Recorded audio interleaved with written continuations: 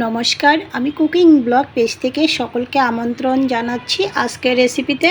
আজকের রেসিপি চনার ডাল দিয়ে সবজি রান্নার রেসিপিটি সম্পূর্ণ দেখার অনুরোধ রইল।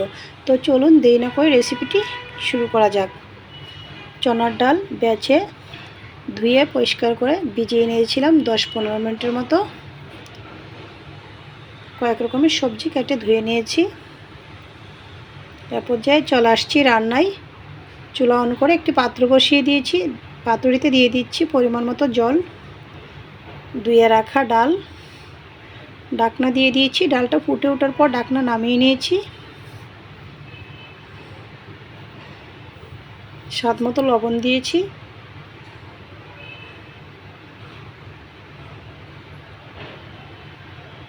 ডালটা যখন 60% হয়ে এসেছে এই পর্যায়ে আমি দিয়ে দিয়েছি সবজি।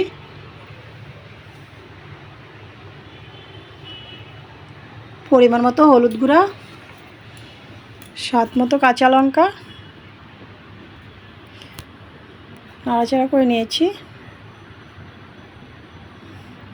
সবজি সিদ্ধ হয়ে গিয়েছে। এই পর্যায়ে আমি চুলার থেকে ডালটা নামিয়ে নেব। এ পর্যায়ে ফোড়নে দিয়ে দেব। চুলায় আরেকটি পাত্র বসিয়ে দিয়েছি। দিয়ে দিয়েছি সরিষা তেল। ফোড়নে দিয়েছি তেজপাতা, শুকনো লঙ্কা, পাঁচফোড়ন।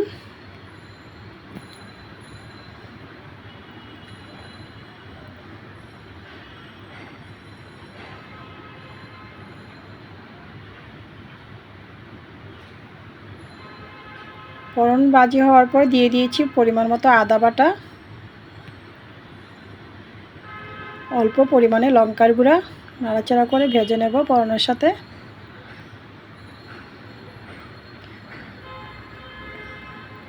দিয়ে দিয়েছি সবজির ডাল ফোড়নে।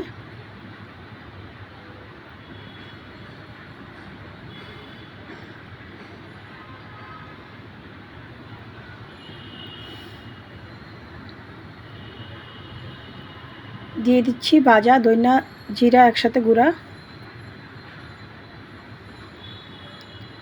নাড়াচাড়া করে নিচ্ছি।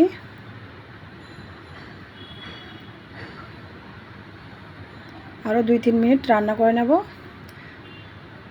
দিয়ে দিয়েছি কুচানো ধনিয়া পাতা। নাড়াচাড়া করে ঢাকনা দিয়ে চুলার আঁচ বন্ধ করে দিয়েছি। কেউ চাইলে মুগ ডাল দিয়েও সেম প্রসেসে রান্নাটা করতে পারেন।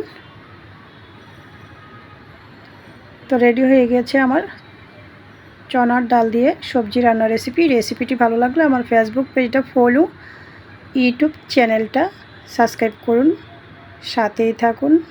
সকলকে ধন্যবাদ।